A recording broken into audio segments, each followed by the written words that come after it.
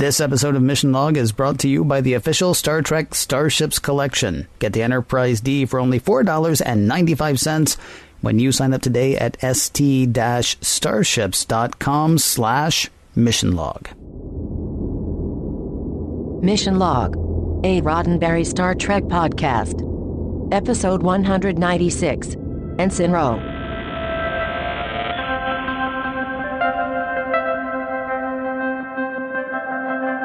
Welcome into Mission Log, a Roddenberry Star Trek podcast, or a Roddenberry Star Trek podcast Mission Log in the tradition of the Bajoran. I'm Ken. And I'm John Champion. Each week on Mission Log, we pick apart a single episode of Star Trek, looking for morals, meanings, messages, and trying to figure out if the whole thing stands a test of time. This week, Ensign Ro, the first one with Ensign Ro. Coming up, trivia. But first, lots of words about tiny ships. That's how we have it written out, right? Just exactly. Lots of words, tiny ships. Exactly. Yeah, we have the privilege of talking about our sponsor again this week. It is the Star Trek Starships collection. Now, Ken, we've talked about this for a couple of weeks, and we've had the great pleasure of sharing photos online and seeing photos that people have sent back to us of their ships. They're super cool. I wanted to talk a little bit today about how they actually make these things, because it is way cool. I mentioned before that they are authorized by CBS, that they're available only from Eagle Moss Collections, and that they actually source these back to the original CGI models from the various shows, where they go back to reference materials from the physical models when those were available. And CBS actively reviews and approves these models. I have had the great pleasure of seeing some prototypes before they had actually been approved and sent into production. And the amount of detail that they look at when they approve these things, looking at things like paint, the decals, just the shade of paint on one of the models, all of that stuff gets looked over absolutely meticulously. And recently, you might have seen that Doug Drexler was online chiming in about developing an upcoming ship for the collection. That would be the Enterprise J. That's so far in the future, we haven't even gotten to it yet. Way, way off in the future. But it's sort of cemented my feeling about these ships, that they have people like Doug Drexler consulting on this collection. And he gets to say, like, yep, that's how I designed it. That's how this should look, or this is wrong, change that. And they are so attentive to that level of detail. So it's pretty remarkable that you get that. You get a collectible that is cared for that much, and it's delivered right to your house. Yes, that part is cool. I will say really quickly, though, what you were talking about, how you'll have somebody say, yep, that's what I was thinking when I did this. That's what I was thinking when we designed that.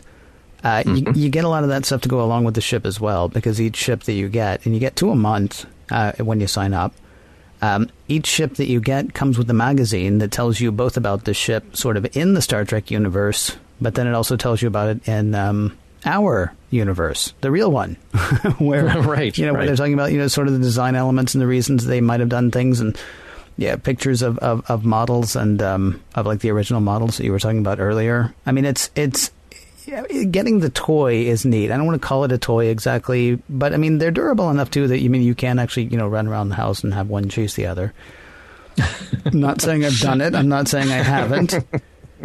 But at the same time, I mean, you're not just getting, the thing, you're also getting stuff, kind of around the thing, as far as like being able to learn more about it, being able to know more about it. Right. And they all come with a little stand as well. So you don't have to worry about, don't throw them across the room or anything, but you don't have to worry about how you place them, because they come with a little stand where you can just set it down, and they're arranged in such a way that it looks like they're flying, but they are, sturdy on the stand. So yeah, they're a neat little thing. It's the perfect size to build a fleet on your desk until you get 100 of them, and then you need a bigger desk. Yes. For sure, yeah. And you can start your collection very easily. You can get the Enterprise 1701D for $4.95, less than $5, and you will get this great model of the Enterprise D delivered to your home, free shipping. Shipping is included for your $4.95. And after that, you will get 2 ships every month delivered directly to your door. And you don't have to worry about where they are in the development of those ships because you start at issue number 1. So it's not like you have to track down that elusive one that you missed. No. You're not going to miss any of them because you'll start right at the beginning and you'll keep getting these as they come out. And these ships span every series, every movie. I'm amazed at the things that come out with. Can I tell you my favorite that we haven't gotten to yet? The Antares. And you know why? Because that came from the animated series and then was retconned back into the original series for the remastered episodes. I thought that was amazingly cool that they did that. So I will get a little Antares model to put on my desk. Very much looking forward to that day. That is very cool. If you want to have as much fun as John and I don't know why I sound wooden on that, because it actually is a whole lot of fun. The place to find out is st-starships.com/mission log. That is st-starships.com/mission log. And we did actually receive some pictures last week. Yeah, and I hope we get more. Yeah. I hope we do, too. Like our friend Steve, who puts together the amazing charts of the stuff that we talk about. You know, yes. Did we like it? Did we not like it? What are the messages, morals, and meaning? What's the over-under on whether or not the next season's going to be any good? Right. Stuff like that. Yeah, he actually sent a picture of his Enterprise D. So thank you very much for that, sir. And then if you want to send us, pictures of the ships that you're getting or other comments or things like that, we're to the part where I say have pen and paper handy for this important information. Mission Log Pod is the address to find us on Facebook, Skype, and Twitter. If you'd like to leave us a voicemail, we would love that. Our phone number is 323-522-5641. That number again, 323-522-5641. Our email address, where you could send in the pictures of your awesome little ships, missionlog@roddenberry.com. Our show website, including discovered documents, is at missionlogpodcast.com. And please do remember, we may use your comments on an upcoming episode of Mission Log. And now, it is that time, John Champion's Trivia. All right, Ken, today's episode, Ensign Ro. Now, the script is written by Michael Piller, but the story credit goes to Michael Piller and Rick Berman. Yes, executive producer Rick Berman, who kind of let this episode gestate along with some ideas that he contributed. And we actually have to thank Rick for making this story about Cardassians rather than Romulans. He felt, and probably wisely, that we had had too much of the Romulans so far. So this would have been a very different story if we had ended up with that as part of the plot line, I think. It might have satisfied one thing for you, though. You would have actually seen the Romulans blow something up. I know, right? That would have been great. Or they just would have turned around and said, well, we'll let this ship go through, but we'll be watching you, so next time, watch out. Exactly. Yes. Yeah. Directed by Les Landau, who we've mentioned before. He got his start in TV doing shows like MacGyver, Sequest, directed a number of episodes of Next Gen, and then did the TV series Weird Science. And then he went on to do more Star Trek like Deep Space Nine and Voyager and Enterprise. So he'll be around for a while. We'll talk about Les again. Ken, last week I was very excited that we had a lot of location filming in Darmok in Bronson Canyon, which is just, I could stand on my roof and look out and probably see Bronson Canyon. This week, Ken, I'm very excited to say that the location footage was shot in Bronson Canyon. In fact, like right next to where they shot last week. So quite a bit of crossover there. But if you find something you like, you just stick with it. Can I ask a question really quickly? Yeah, sure. Are any of those structures actual structures, or did they have to go out and build all that stuff? I would say that probably 99% of that stuff is built for the show. Now, there are structures out there, but usually it's just like, okay, here's a tiny little piece of a foundation of a building that was there 60 years ago. Okay. So, there might be like a little slab of concrete or something you kind of build upon. Right. But there's really not much more than that, because otherwise then you end up in like a parking lot. I have no idea why it's so much more impressive to me to build all of that outside, because they're building on sound stages and stuff. They do some incredible work with that. Sure. But when I saw what basically looked like a shanty town outside, I'm like, man, the amount of work that went into that, even though it did look like a shanty town, right. town is still part of that, Yeah. Yeah. Anyway. And there's a lot of detail on that Bajoran town. Yes. Yeah. All right, now that Bajoran ship that gets destroyed is a model that we have seen before.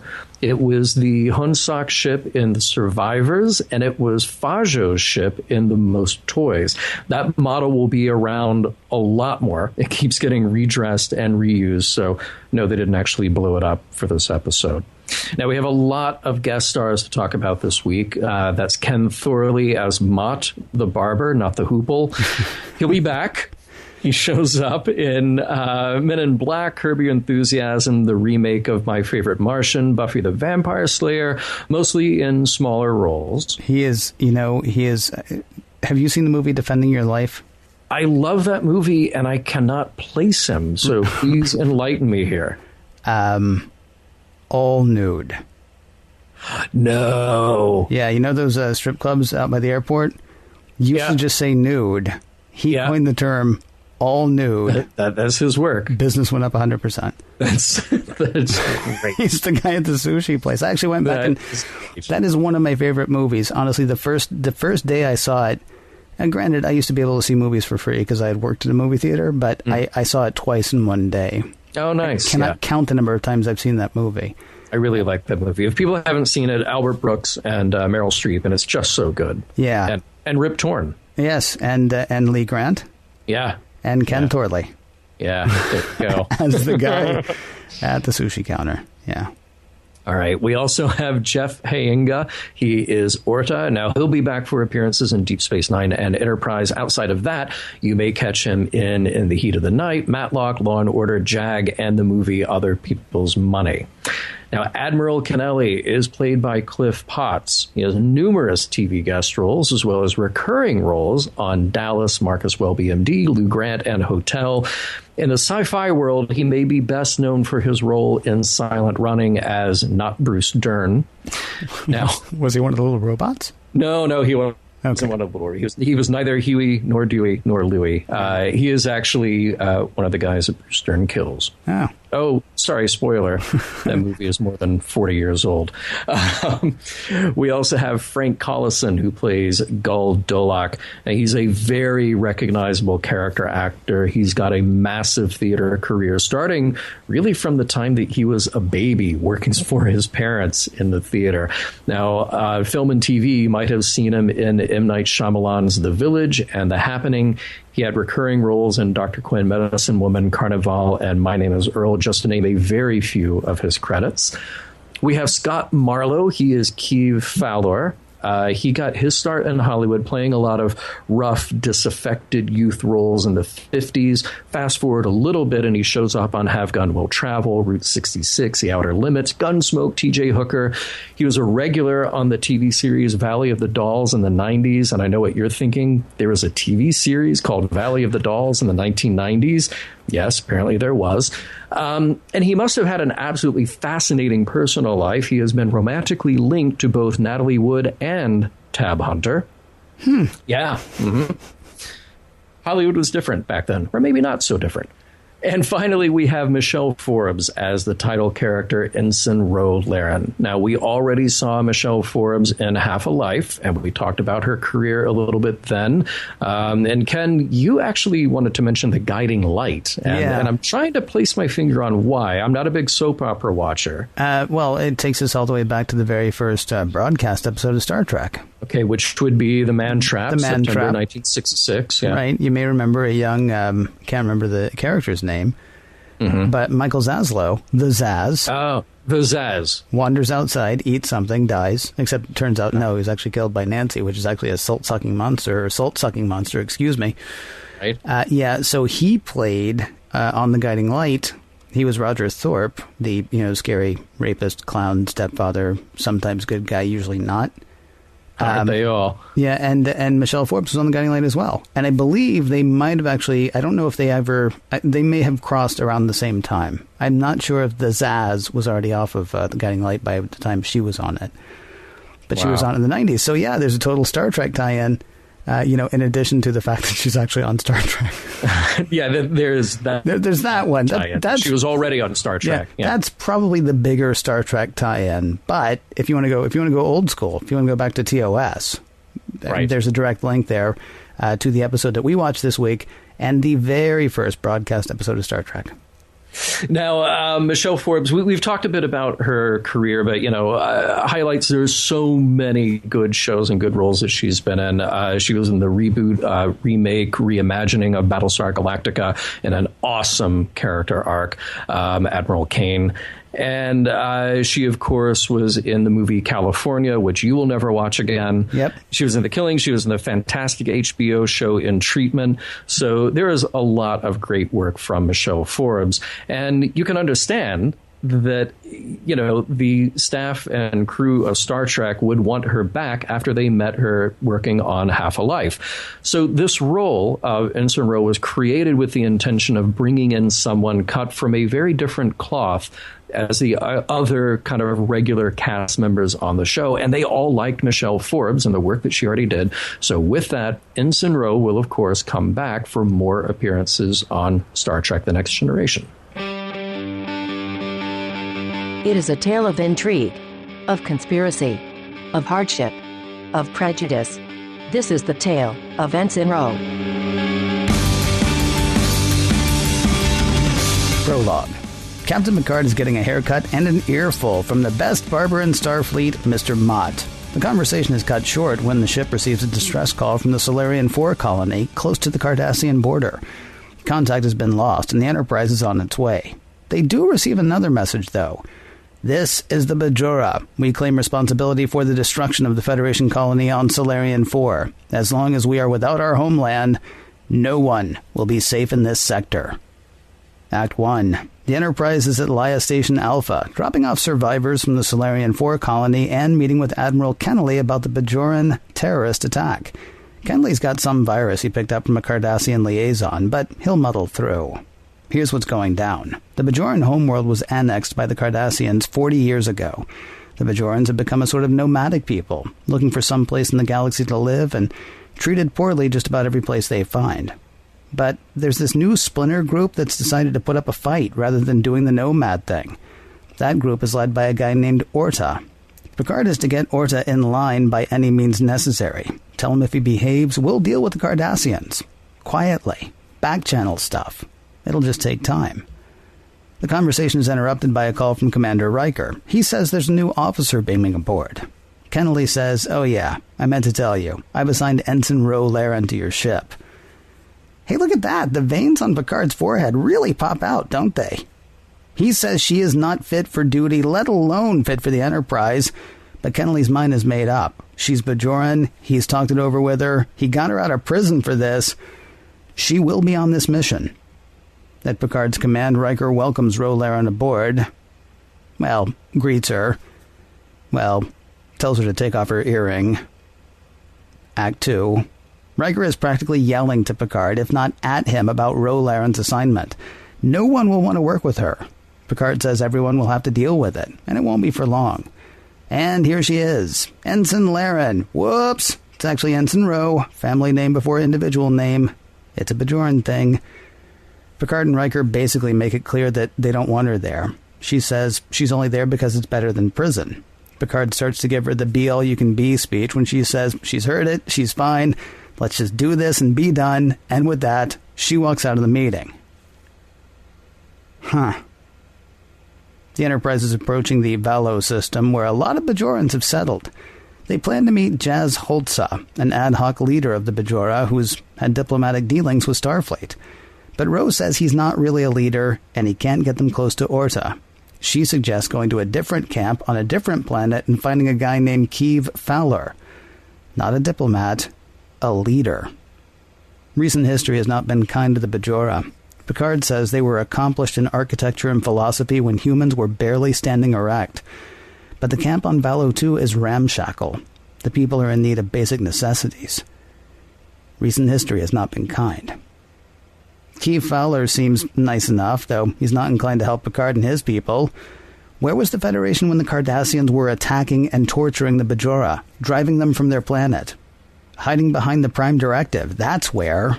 Now they want to get involved because of one attack against a Federation outpost? Keeve says maybe they should have attacked the Federation years ago. He asks Ro what she thinks. She thinks he's getting high on the small amount of power he has at the moment. Shut up and listen. Picard makes his pitch. Thanks to our treaty, we can work diplomatically on getting the Cardassians in line, on getting the Bajora a decent place to live. Keeve isn't buying until Picard also makes sure that the immediate needs of the camp are met. Food, blankets, those kinds of things. Keeve is impressed. He tells Picard that he'll be in touch if he hears anything helpful. Picard surveys the situation of the refugees. No way they should be living in such conditions. Rose says she couldn't, she wouldn't, which is why she ran away. Her people are lost and defeated. She says she never will be. Act 3. Whoa, that was fast. Keeve Fowler has arranged a meeting between the Enterprise and Orta. They'll meet him tomorrow. Ensign Ro is hanging in 10 forward, alone. Beverly and Deanna try joining her, but she rebuffs their attempt. Geordi and Guinan are discussing Ro. Geordi says, intolerance, intolerance, intolerance, and Guinan says, I'm going to make friends with her. Of course, once approached, Ro says she wants to be alone. But Guinan says, no you don't. If you did, you wouldn't be in a bar full of people. You'd be somewhere alone. Here we get a tiny bit more of Ro's backstory. The ruling at her court-martial was that she didn't follow orders. 8 people died as a result.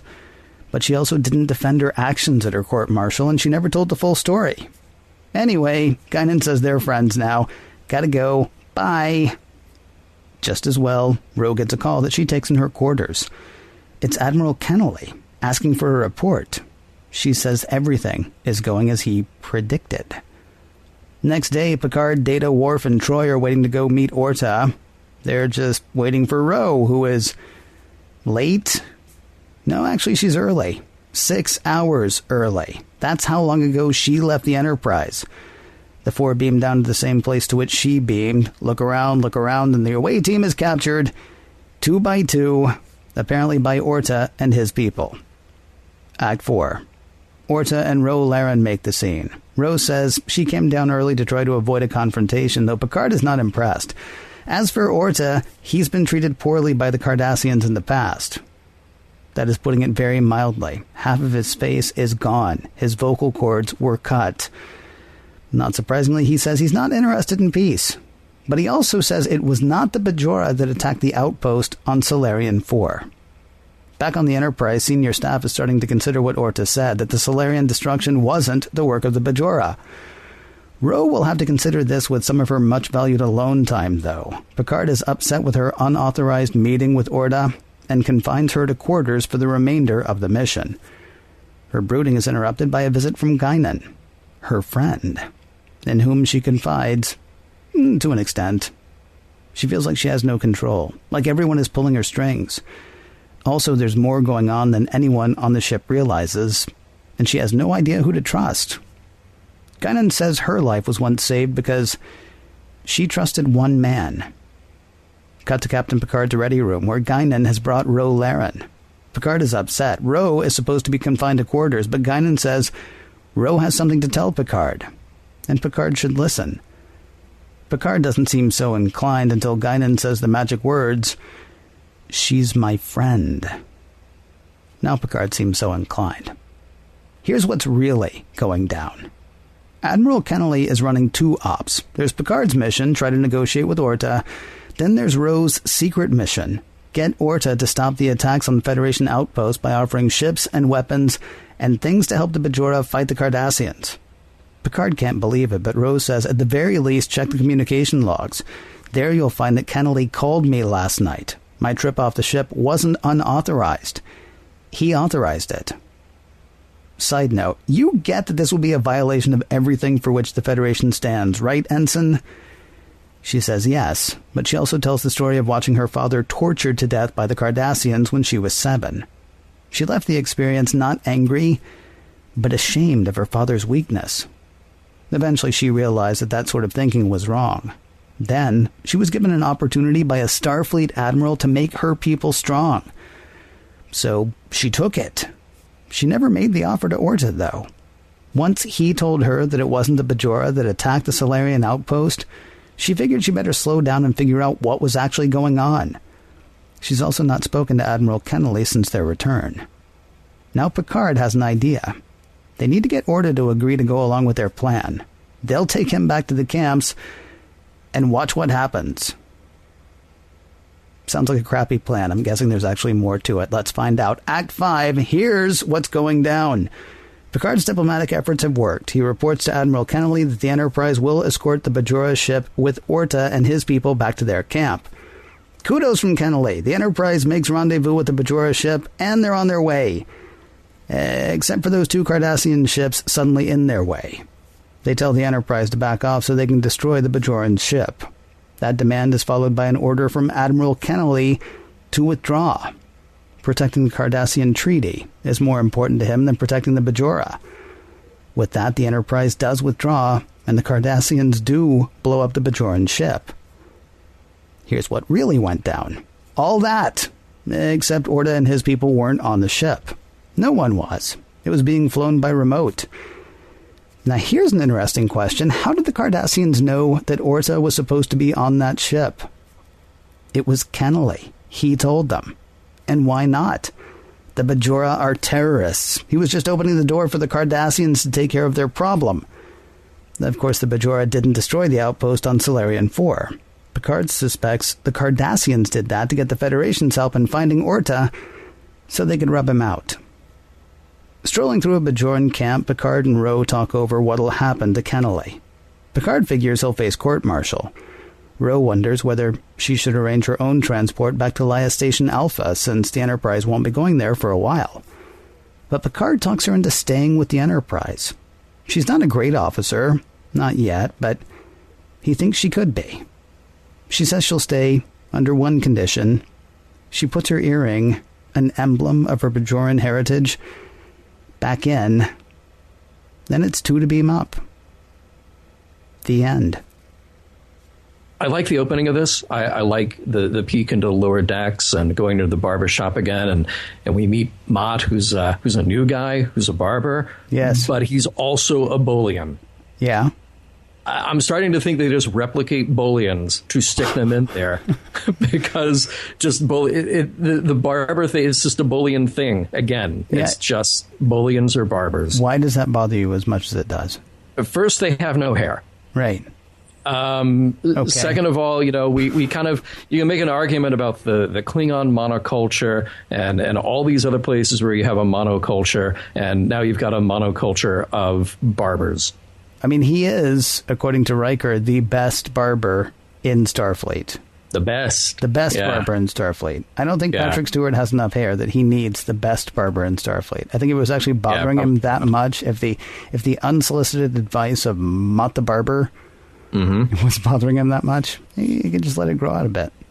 Yeah, he probably could. Could. Yeah, I mean, but I do like this idea of people who aren't constantly engaged in heroics, they're doing their thing. He's cutting hair. He's not making life or death decisions, but he's got opinions. Sure. And I get that. But when you do a scene like that, it feels more like a ship away from home for a long time. And I hope we get to see the bowling alley and the ice cream parlor next. That'd be a really good thing. And by the way, did you notice that there was a Vulcan in the seat down from Picard? I did notice that. Yeah, so there's more than just Dr. Solar on board, Dr. Solar, wherever you may be. Yeah, we've seriously only seen like 5 Vulcans on the Enterprise, though, right? I don't mean like not like when Sarek came, but I want to say in the very first episode, in Encounter at Farpoint, I want to say we actually saw a family of Vulcans.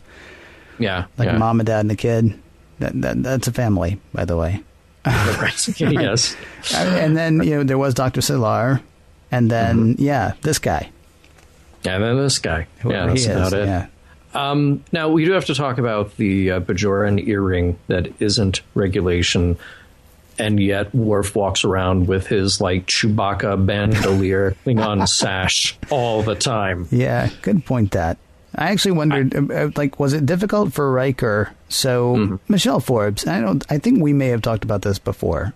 We might have. I either on the mic or not. Yeah, well, I know off mic we have, no question. But on mic, we may have said, I personally just find her to be just a lovely, lovely woman. Oh, yeah. Now, it doesn't usually even take her being a lovely, lovely woman for Riker to be interested, right? Hey, new woman on the Enterprise, I got dibs, is pretty much it. But, this is Ro Laren, and so he's got to be mean. And I found myself wondering, was Riker like, well, I have to be mean to her, but she's kind of cute, but I have to be gruff with her, but she is a woman and I'm Riker. Oh, but the earring. Okay, no, good. Something to fixate on. Something to yell at. Good. Ah, Right. Boy, it must have taken every ounce of self-control. Has to have killed him. Man. What's a fine looking woman like you to? Oh, by the way, take off the earring, and you're in trouble. You want a drink? I jotted down something here that I thought that there was a good question inserted into the story about the Federation's relative position of non-interference. Did they indeed just stand by while the Bajorans were in need? Because apparently this thing has been going on for 40 years. Yeah. And do they just get to say, yeah, sorry, it's not our thing? And I guess that is what they did, according to Kyiv. It is a bit weird, actually, because Picard stands there and says, with their level of technology, they should be able to live better than this. And I'm thinking, when we met the Uxbridges, we gave them a replicator. Right. We say, oh, here, we got extras. Here, take that. But then when it's like a whole planet of people who need replicators, I guess it's like, oh, well, we don't have nearly that many, so sorry. Yeah. Yeah, you'd think there'd be like a red delta or something. It wouldn't be a red cross, I guess, at that point, or a red crescent, maybe. Although it depends on who you ask, I suppose. Right. You'd think there'd be like a red delta, where it'd just be like, yeah, we're just dropping off food and blankets. Just don't worry, we're not doing anything here. Yeah. Well, and it's interesting because their job is actually pretty easy in some respect, because I like that Kyiv says, we don't even have blankets to stay warm at night. And Picard gives the order, make sure these people have enough blankets. And I'm thinking, how many people? A couple of hundred? Okay, computer, make 200 blankets. Done. Right. Done. We literally have that part of it done in about 5 seconds. I know we're getting caught on a technicality here, though, but I mean, it should be borne in mind that the Bajoran homeworld was behind Cardassian lines. So the Bajorans obviously weren't members of the Federation. So, I mean, were they going to go to war to stop the annexation of a planet with which they're not associated at all? Sure. Yeah. No, I mean, it sounds horrible. It actually seems like it seems like a horrible thing that they would just sort of stand by and let that happen. But yeah, apparently they did. Although, I mean, Starfleet at least is welcoming to the Bajoran or to the Bajora, because when Kennelly says, I want Ro Laren on the ship. And Picard's like, no. And Kennelly's like, she's Bajoran. And Picard's like, please, throw a rock. You'll hit a Bajoran in Starfleet. There are plenty. I don't need her. Right. So, I mean, apparently there is a way out, in a way. Although all you have to do is get out of Cardassian space first, I suppose, and then actually be good enough to be in Starfleet. Yeah, it's not quite the same, is it? No. No. Yeah, it's a rough situation. And I like the sort of the nuanced use of the word annexed. Yeah. Not that we invaded, not that we took over, not that we displaced people. Yeah. We just sort of, we needed a bigger closet. Questions that will not be answered on this show. Questions that will not be answered in this episode of Mission Log. Why that world? I mean, does it have like the best water slides? Does it have like the nicest rivers? What is it about it? Or is it just the Cardassians were like, oh, those people look like they might be trouble if we don't, scatter them to 4 winds. Let's go ahead and do that. And of all the things that are worrisome about these things that cannot be answered here, there is a bit of pause that one is given when you think, okay, well, in the future, when we have the ability to travel faster than light and we can get to all these planets because the galaxy is teeming with these M-class planets and we've got colonies everywhere, and yet there are still people who get into turf wars and want to displace other people. Like, you could literally go anywhere. And, and you're just like, nope, I like that planet, and I don't like the people who are on it. All right, completely different question. This is another one of those goofy questions that the reason is because they needed it to be this way in the script. So Ro Laren is in a bar, but she wants to be alone. Except she doesn't really want to be alone, because if she really wanted to be alone, she'd go someplace to be alone, right? Yeah. So N walks the empath counselor who says, are we disturbing you? And, she says yes. And you got to figure, if Guinan is right, and what Ro Laren really wants is to not be alone, on some level, Deanna Troi in a normal episode would hear that. Hear it, sense it, feel it, whatever it is she does as an empath. Yeah, not this week, though. It's almost like they just had to be polite. No. Like she and Beverly are like, oh, gosh, she's by herself. We really should go say something. But then what if we have to sit there? Oh, maybe she won't ask us to. Okay. Let's do it. Well, then. you know what? That would put Deanna Choi in lockstep with everybody else on the crew of the Enterprise, except for Guinan. Then, except for Guinan, yeah. Same attitude. Starting out, just like, oh yeah, well, I'll say hi, but I'm not going to like it, and neither are you. Most people aren't even going to say hi. What did Geordi say? If I'm ever on an away mission with her, I won't turn my back. Yeah, she doesn't belong in Starfleet. She doesn't belong in that uniform. Something along those lines.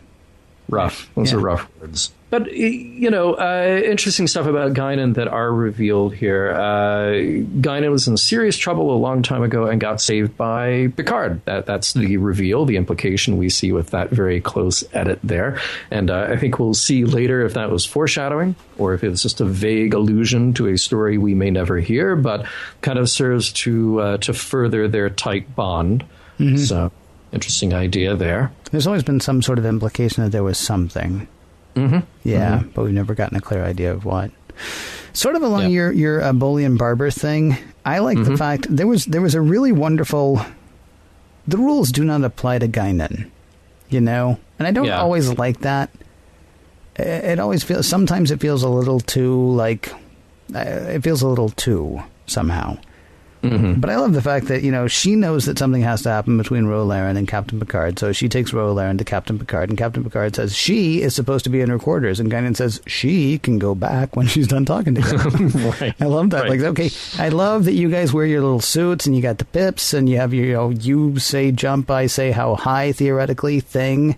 Yeah. But this is important. So tell you what, you can go back to playing Simon Says when this is done. In the meantime, there's a more important thing here. And I really liked that. I mean, Picard is a man who is not used to being challenged, right? Yeah. He's captain of a starship at this point. And certainly we've seen him challenged from time to time, but he's really not used to being challenged. And then in walks this woman who's like, I'm sorry, do you sign my check and 10 for it? No? Okay, well, then let me go ahead and tell you what I need to tell you. And then, you guys can go back to that later. Well, it's a clever bit of writing. I think you need that kind of character because Picard otherwise would be so unbreakable, And when you do introduce, and we'll get into this later, but when you do introduce a character who outranks him, there's usually a problem with that character. So you're still pulling for Picard. Mm-hmm. But when you have Guinan, who's somebody who's likable and who's relatable, just a person who talks like a person, this show would be very different if you didn't have that. Otherwise, you'd have to really rewrite those scenes between, say, Picard and Beverly as a confidant, and maybe even Riker at a certain point between Picard and Riker to kind of humanize Picard a bit. I would think it would be Deanna, actually. The only problem is it can't be her, especially when she can't read off of somebody. No, I don't actually want to be alone, despite what I say. I mean, I think she could read that. I think she could. Well, I think on a normal week she could. I mean, I'm wondering honestly if she has a case of what did we used to call it? Bones-itis. Well, the gumbification of bones, I guess. I mean, there's a little bit of a gumbification here, right? She can read anything off anybody, unless we need her not to right now. Maybe the audience will forget that she's an empath because Lord knows we have a time or two. No, I honestly think that she probably could read that, and she just didn't want to get into the conversation. So, that's nice. These are not office hours. I'm not playing, right? Yeah. Thank goodness. Let me get my own drink. There's a funny little bit of writing here. Picard says, I'm hopeful that the purpose behind the conspiracy will reveal itself in the next few hours. And I feel like that is telegraphing to the audience at least until the end of Act 5. He's really saying, okay, we're winding it down now. So I'm really hoping this will become clear to me and to you. And we'll just set our watches by that. He also had another great line that I liked. He's having this argument with Admiral Kennelly that, Kennelly's position really reads as treaties being more important to people. And important to or more important than? More important than. Oh, okay. I think Kennelly's position at that point very much is so. Yes. And he says, you're not seeing the big picture. And I love Picard's reply, well, I just see a different big picture. It's a great scene, not only because it's a nice, witty battle in which the cards are all in Picard's favor at that point. but also because we sort of know what Picard knows. I like seeing Kennelly being played in the way that he is. But it is a nice bit of Star Trekism for Picard to put people in a higher regard than the treaty at that point. And speaking of that, I really like that last scene with Ro and Picard. We needed Picard to have a bit of an arc with Ro. And we needed for him to come around. Otherwise, boy, would it just be uncomfortable the next time she's on the show.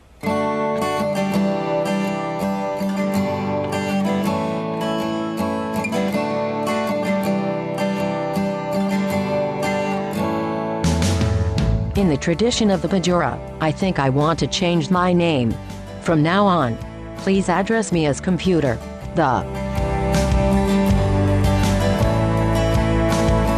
I mentioned a moment ago Picard's, relationship with people who outrank him. We've seen some people in Starfleet who are not too great. You know? Admiral Sati maybe needs some deep analysis. We've got Wait, some... which one was Sati? I thought Sati was the one that said, keep track of the Romulan Klingon thing. Which one was Sati? Admiral Sati is from the Drumhead.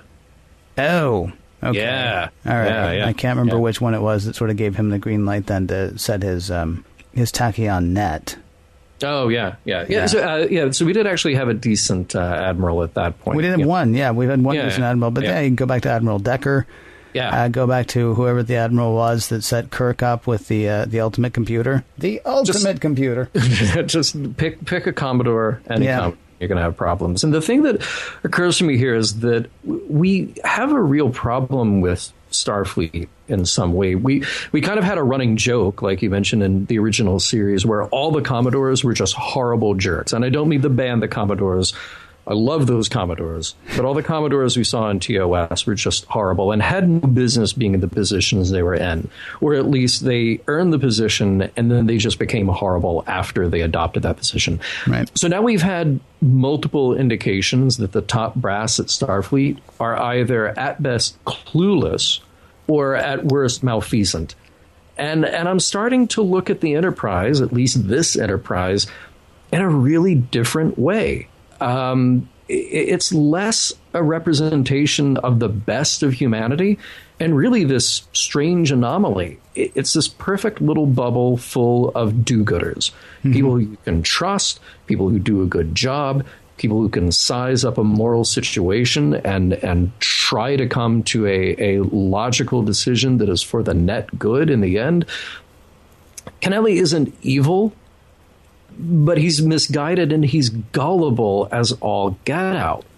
It's really kind of disturbing at that point. Now, for all those reasons, I really like that scene in the conference room where the senior staff is talking about which Bajoran diplomat to talk with, because I think it kind of illustrates my point. Like, they're operating on this very high level, and they just think about things like, well, we can trust these people because this guy's a good dancer and he speaks well, and that's the world that we live in. And then it just doesn't matter because Ro has a much better idea because she sees that all this high-level talk is completely separated from the reality on the ground. Now, yes, I do realize that's before we have the reveal that Ro is sort of operating under false pretenses here. She needs to lead them exactly where they need to go. But I think that moment is a good illustration of maybe not what's wrong with the Enterprise, but what is so different about the Enterprise. And this episode, for some reason in particular, really struck me with that, because I just thought, oh man, Kennelly is clueless and he's so misguided, and he would actually maintain and forge deeper this treaty with people who are clearly not looking out for the best interest of others.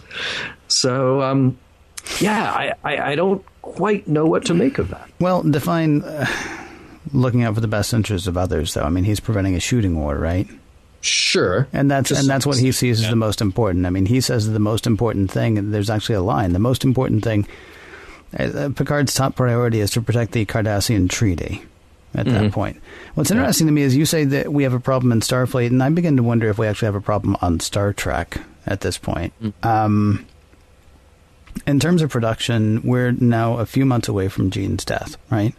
Not even. Actually, I misspoke recently. I said that Gene passed away in December of 91. It was actually late October of 91. And this episode aired in early October of 91. So we're weeks away. So you got to figure, though, when production on this was going on, he's not nearly as involved as he had been. Yeah. Right? Okay. It seems to me that it's possible that we are now passing out of Gene Roddenberry's Star Trek. And I'm not saying that's a good thing. I'm not saying, that there isn't a lot to be gleaned from this episode, but we have we have a Klingon High Council thing going on here, right? Kennelly's not going to do what what's the best way to put it? He's basically going to do whatever he has to do to keep the peace. Yeah. He's going to forget who they are. He's going to forget what they're supposed to be, and he's going to keep the peace instead. Not unlike the leader of the High Council offering Worf his commendation to keep the Empire from ripping itself to shreds. Right. He's gone now from believing in the Prime Directive, believing in not interfering, to thinking that he has to do whatever is going to keep the wheels on the wagon and keep the wagon rolling, right?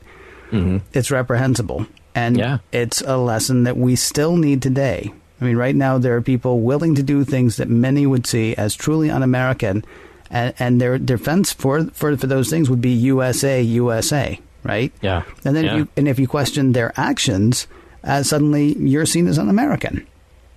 So, right.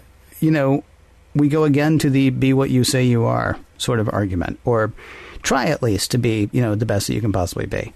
And there's nothing wrong with that argument. I mean, we've got that all the way back to, the Corbomite maneuver, right? Yeah, sure. Here's the thing, though. That's never what Starfleet was supposed to be. The starting point of Starfleet was, look what we can do. Look how far we can go, right? Mm-hmm. I mean, we were supposed to, it seems to me, from stuff I've heard and from stuff I've heard you say and, other stuff, that we were supposed to get past all of this in Roddenberry's mind. We were supposed to get past all of this. And remember, his optimism was so boundless that he thought doing a show about a kid mourning the passing of his mother would be passé, because the future is going to be so cool that even that wouldn't bother anybody who's like in the club, right? Right. So we're getting now to a point where if all you're getting from upstairs is incompetence, right, you're lucky at that point. We're getting to a point in Starfleet now where you cannot trust what's coming from upstairs, which means mid-level management in Starfleet, Picard, Riker, can't trust the people above them. And where Starfleet, where the Enterprise has always been the stand-in for us, we can't trust anybody above ourselves at this point. And I know that seems like a long way to go. And look, we're only halfway through. Like, as we record this episode is about the halfway point for all the Star Trek we've had. And Star Trek shows no sign of slowing down. In fact, it's gearing back up in ways it hasn't in over a decade, again, as we record this. Mm-hmm. So, I mean, to talk about, and this is where it all fell apart. Well, no. But I mean, it feels like there's a change going on here. And so, and maybe I've actually accidentally skipped to the end. But when you say there's a problem in Starfleet, yeah, there is. But I think it's worth noting we're also now starting to see, it seems to me, a real change in the way that Star Trek is handled. I think you're going to get more long-form story. I think you're going to get a lot more, well, we know you're going to get more long-form story. Yeah.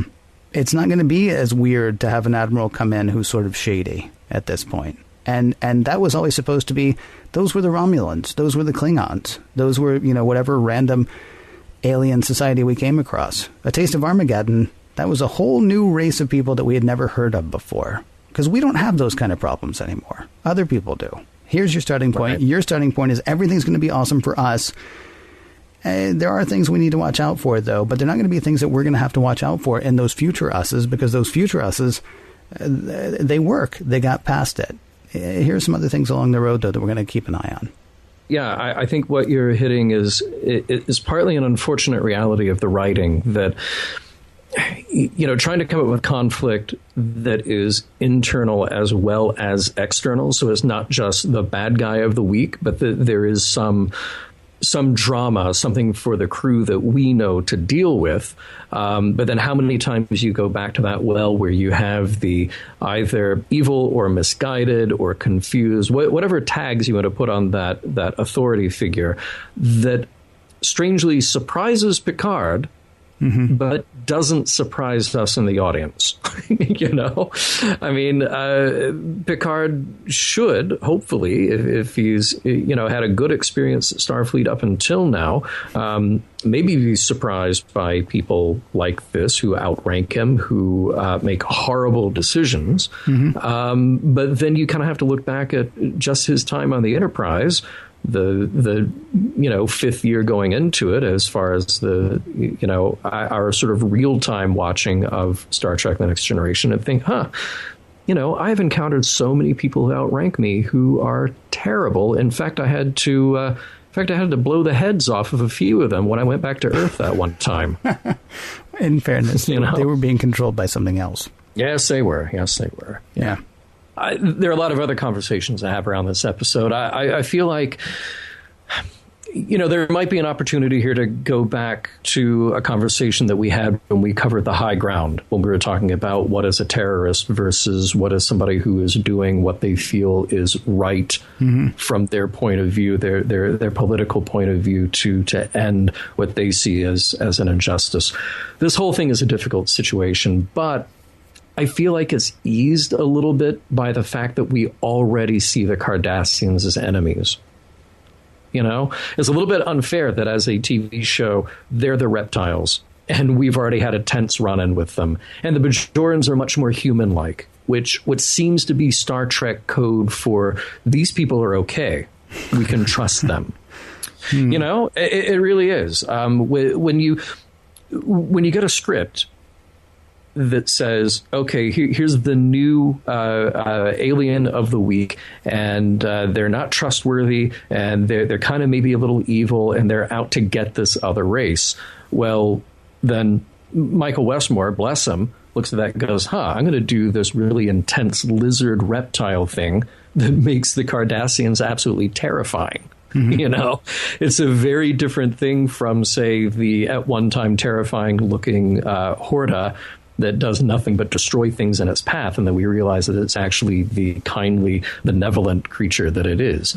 So there is something here that the political complexity and maybe the moral and ethical complexity gets a little more separated out than maybe it could have or should have been. Now, Rick Berman and other people involved with this show have said that this episode is not about any specific modern-day political parallel. But you can't help but see that these situations are happening all around the world. And in the U.S., at least, I think the parallel situation that's best known to us is the Israeli-Palestinian conflict. I don't feel qualified in any way to address it. Kind of like you did when we were talking about transgender issues and we were talking about the host. It's just sort of a level of complexity that has political and social ramifications that is just absolutely beyond what I feel like you and I can address in this tiny little podcast that talks about nerdy Star Trek things. But I would like to share, we have a listener, Judy, who lives in Tel Aviv, and she writes wonderful, thought-provoking, detailed emails to us, and I feel bad because I can't reply to all of them, but she knows that we read them. And whenever she writes in about the situation over there, it definitely personalizes everything for me, and I think that's sort of what's great about this episode, is that it helps to personalize the situation as well as show us the political intrigue that's going on. She sent an email one time months ago just about the day-to-day stuff going on, talking about avoiding, a bombing here or there quite by accident. That kind of stuff just absolutely shakes me. And I don't do this sort of thing at all, but I thought, here's an episode where I should use my resources. And I emailed Judy and I said, hey, we're about to record Ensign Ro, and there's so much here. I want your take on it. And she wrote a really long, wonderful email, and I just want to read a few paragraphs out of it. because it gave me something to think about trying to contextualize this episode. She said, I think the historic facts would show that we aren't like the Cardassians, but can you explain that to people who only remember Israeli soldiers pushing them around? They feel religiously connected to this holy country. Seems everything is holy here except human lives. Nowadays, Gaza is under the rule of Hamas, not Israel. They see us as enemies and refuse to stop the war with us, so that goes on still. The West Bank has a form of self-rule with their own government and police, but they are not independent. While I'm sure many around the world see Israel as the Cardassian of the story, I find we're in many ways victims as much as the Palestinians, trapped in this never-ending conflict because of fear, honor, religion. There's no physical divide between Palestinians and Israelis. We're not on different planets. A lot of Palestinian civilians come to work in Israel every day. When I work, we're going to have a new student from Eastern Jerusalem. There's a lot of normal contact between people. There's never a system of oppression and destruction like with the Cardassians. There's still violence, still a lot of things to be fixed. How does that phrase go? It's complicated. My conclusion, there's some Bajor in both us and the Palestinians. I don't think either of us are Cardassians. That role is played by larger countries who had and some still have imperialistic agendas. My suggestion is don't get too carried away by Earth politics and remind people that this allegorical story combines elements of many other peoples and situations. Someone from Tibet might see this story another way, or someone from China who had experienced Japanese occupation, or people in Africa who fought against colonialism, or Kashmir, or the Kurds in Turkey, etc., etc. So that's just a little slice of what Judy sent. Thank you so much, Judy, because it did help contextualize this a bit. I still wonder, I still ask myself if Star Trek almost took an easy way out, like I said, by making the Cardassians so clearly bad guys and making, if not Kennelly, a bad guy, making him so misguided that he is opposite of the good guy, who in this case is Picard, who's got to figure it out before, the 48-minute mark. We expose the plot, we get to move on from here. Easy? Well, easier. I don't know. I mean, they're introducing... I'm trying to figure out... Can you think of another Star Trek plot? I mean, with the exception of maybe... I cannot remember the name of the one where Worf actually had to accept this commendation, or... Oh, Sins of the Father. Yeah. Okay, or Redemption and Redemption 2. Yeah. I can't think of anything that was quite this complicated at the same time. Sure. I mean, can you seriously, can you think of one that was as multi-layered? I mean, the Feint and the other Feint. I mean, there's A Private Little War, maybe, although it didn't actually provide an answer. I mean, in that respect, maybe you're right. Maybe they are taking the easy way out here because, a bad guy and an idiot walk into a conflict. Okay, right. Because A Private Little War, of course, ended with just, I mean, it ended seriously. Yeah. It seemed like it ended with Gene Roddenberry throwing up his hands going, I don't know. This, honestly, the best we can do right now is to keep throwing more guns at this, because the first one whose side stops getting guns thrown at it, they're the ones to die. And so, I mean, this one, you're right. I mean, maybe they sort of take an easy way out. At the same time, they've constructed a pretty complex scenario, and as we've discussed, generally speaking, they are going to get us out in the 48-minute mark. I have one more thing that I just want to touch on a little bit before we go to our wrap-up. Okay. Riker's a jerk. Riker's job is to be a jerk. Yeah. In this particular situation, he's a jerk. But I mean, that is his job here. You've also got to note down here that Geordi is a jerk, and that is really disappointing. Yeah. That's incredibly disappointing. Well, we have an idic problem. We have a definite idic problem right from the get-go. Mm-hmm. Ensign Ro, yes, she was imprisoned. Mm-hmm. Yes, she made mistakes in her career. She is also a member of Starfleet.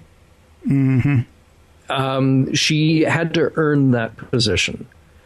It's not like she doesn't know the rules. It's not like she doesn't know the structure. It's not like she's incompetent. Well, it is like 8 people died because of something she did, and she was in prison until day before yesterday, though. She was. Yeah, she was. I mean, Geordi, I mean, I would get a little bit of misgivings. I would get a bit of mistrust. This was obviously shorthand. I mean, Geordi's way over the top with the, I won't turn my back on her, and she shouldn't even be wearing the uniform, and all that stuff. It was still disappointing. I mean, the level of his vitriol was a bit, well, like we say, it again maybe goes to the gumbification. I mean, we need to illustrate. So even Geordi, even fun-loving, easygoing, never met a woman he was sorry that he wasn't going to be able to date. Even Geordi is looking at her going, man, no, sir, she just shouldn't even be on this ship. Okay. Shouldn't even have the uniform. Yeah. You know? They're just taking a shortcut to, oh, she's bad news. But what I love is how Guinan decides that they're friends, therefore they are. You know, it's such a simple thing. It really is. You know, maybe that's part of the morals, meaning, messages here, but she makes a decision and therefore they are. And if only others had done that just for a moment.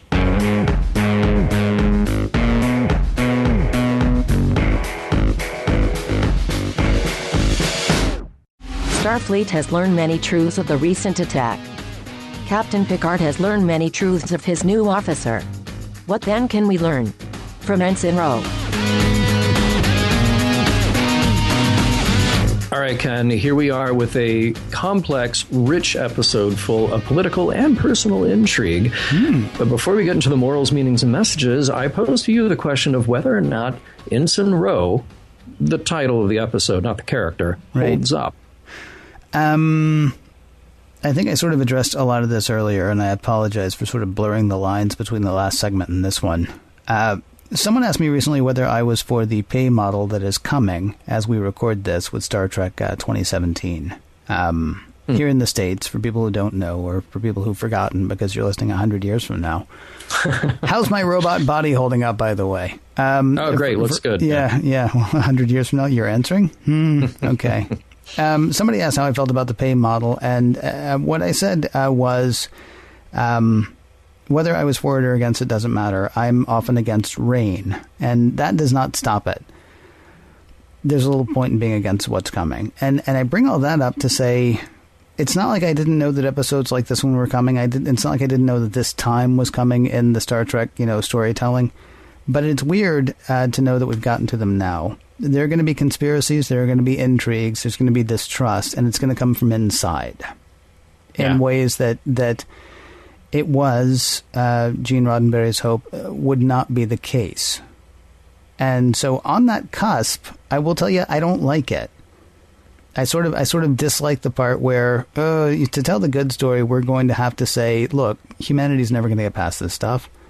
It's just not. So let's go ahead and accept that humanity's never going to get past this stuff, and then we can tell some really great stories. Okay. Now, am I going to spend every episode from now on saying, well, it's not Star Trek. It's not the way Gene Roddenberry wanted it. I can't do that because, we're signed up for like 14, 15 years of this, which means I got another 10 or 11 years of that, and that just seems a little crazy. Accepting that we are in a new sort of brand of storytelling now, like wholeheartedly. And I know you can go back and find times where stuff like this has happened in the past, in the episodes that we've watched to this point. But just accepting that, okay, that's where we are now, then I guess I kind of have to adjust how I'm watching it. And so making that adjustment, yes, this episode holds up. I mean, we talked about, and it's a bummer, again, that this episode holds up. Because a lot of the stuff that was going on in 1990, 91, when this episode was produced and broadcast, still happening today, 20 some odd years later, 25, 26 years later. Yeah, these are still issues that we have to learn or have to learn from. And I guess it's good that it's still there to do that, as long as you're okay with the fact that you don't get the sort of the bright shining. You don't get the beacon on the hill kind of thing anymore. You get the we're all down in it. So how do we work best through it? Yeah. So I mean, with that caveat, and I don't guess we'll be making that caveat much more because this is the way it's going to be. I would say this episode holds up. You just have to understand everything I just said. You have to play that before I answer that question from now on. Okay. Good. What about you, sir? Good job. Well, yeah, we'll put that on a loop. Yeah. I think that, taken as just a single standalone episode, because I really appreciate what you're saying here about we're meeting this dividing line of Gene Roddenberry Star Trek and then post Gene Roddenberry Star Trek and how those types of stories are different and how the messages may be different or at least expressed in a different way. But I think if I look at it just as the story on its own, partly it depends on how much you grok political stories. If you're interested in this whole background, the machinations that led to this moment in history, that then led to this moment, that led to these people feeling the way that they do, and then these other people trying to express power, then if you're absolutely into that, then there's something to latch onto here and make certain parallels to contemporary stories, which also sadly just won't go away or resolve themselves in a positive way. Other than that, though, you also have a story that is held together by the fascinating character of Ensign Ro. I feel like you could have introduced her in any number of stories, and it still would have been an interesting episode to watch, partly because the actor is so good, but partly because the writing is so good to bring in a character who can shake things up a bit. I talked earlier about my sort of changing attitude in this episode about the sort of Pollyanna-ish crew of the Enterprise. So I'm glad to see somebody who isn't, and that's why I like the scenes where she sort of calls them out on their shortcomings. And I think we need more of that. Now, that said, I'm also interested to see how she assimilates, there's a word used in the episode a couple of times, into that structure. How much of her rough edge gets to stay around. So I think this is a great character. It's a great way to introduce the character, but there's also an interesting political story there as well. You may like one of those stories more than the other, but I think they both add up to a thing that definitely holds together. Maybe it's not the best of Next Generation, but it is a really good episode. And I think a lot of that in large part is due to the strength of the writing and due to the strength of Michelle Forbes. But let's talk about messages, because there are a few of them here. So how about you, Ken? A lot of this is undone because Kennelly he's not Starfleet anymore. He's not Federation anymore. And it goes back, I mentioned the Corbomite maneuver earlier. I mean, they're on their way away from Baylock and good, because he was trying to kill us. And then Kirk says, oh, we have to go back because that's who we say we are. That's the kind of thing that we say we're going to be. Yeah. Kennelly is, you said he wasn't evil. I'm not 100% certain I agree. Maybe he's just craven. Yeah. But that lends itself really easily to evil, I think. So he goes in, he tells Ro, hey, offer him all kinds of stuff that we can't offer him. You're right. Yeah. And so you think, wow, this guy's terrible. He's going to prop up a war. Oh no, it turns out he's just drawing the guy out to get him killed. I'm not. Right. When you go ahead and boil it down that way, I'm not sure how you can say he's not evil exactly, unless he just lives in fear of the Cardassians, or unless he thinks that peace at all cost is anything like peace. So and ultimately he's bound to have taken some oath at some point that included at least a passing reference to the Prime Directive. He's not what he's supposed to be at this point, and he's not even trying, and yet he holds power and he holds sway, and he's So, be what it is you're supposed to be, or at the very least try. And also, I would say that, there is a message in here about sort of like trying to find a way to be okay with who you are.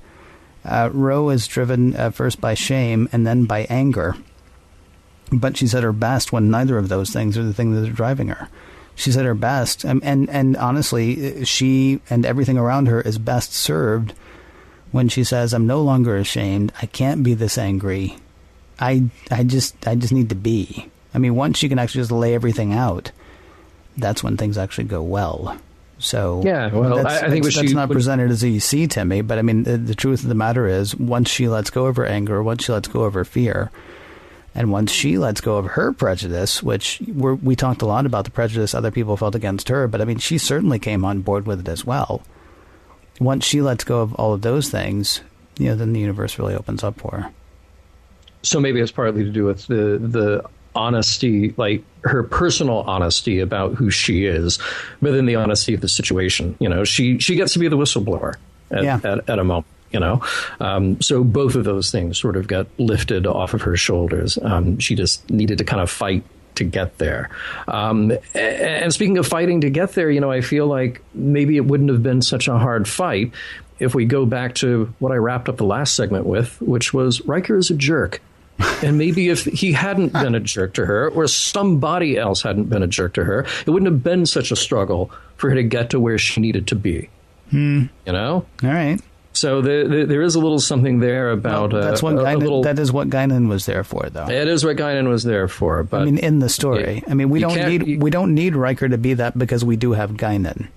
No, it's very true. But you can't rely on your bartender for everything. Well, most things. My hope is if they didn't have a bartender, then maybe the ship's counselor would have stepped up. Oh, there is a ship's counselor. There is a ship's counselor. There's one who actually can sort of read minds and did actually come in contact. Just saying. Right. Right.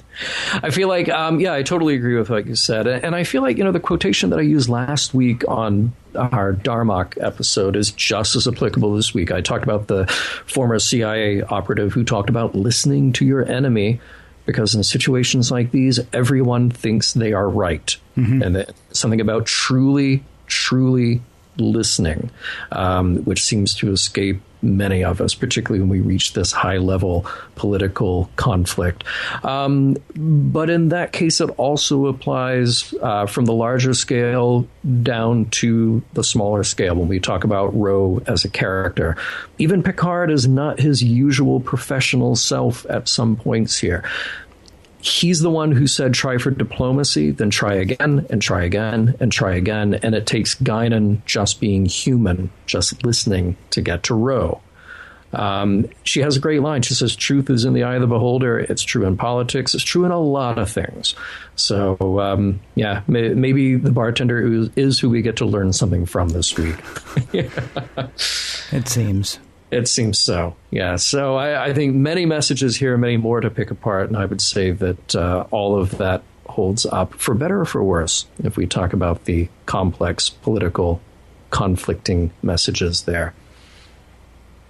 Mission Log is produced by Roddenberry Entertainment, executive producer Rod Roddenberry. You can find out more about the great work being done by the Roddenberry Foundation and all sorts of tendrils of the Roddenberry machine at roddenberry.com. For more exciting Star Trek podcasts, be sure to check out Trek FM. That is trek.fm. And for more Star Trek news than you could shake a stick at, be sure to check out trekmovie.com.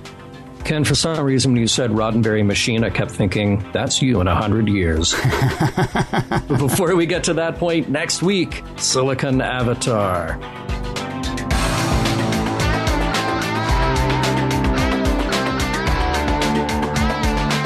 Some of the music for Mission Log provided by Warp 11, online at warp11.com, and from the album Messages by Key Theory, free to download at kitheory.com.